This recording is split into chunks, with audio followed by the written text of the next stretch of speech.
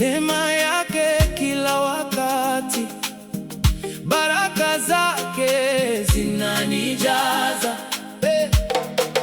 Yeye ndiye mwamba wangu, nguzo yangu ya imani, katika furaha na huzuni, ananikumbuka daima.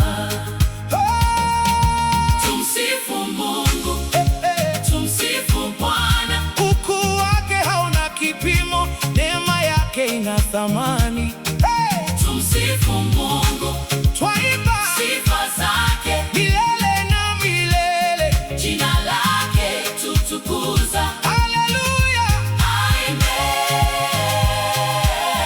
Tunaimba kwa furaha.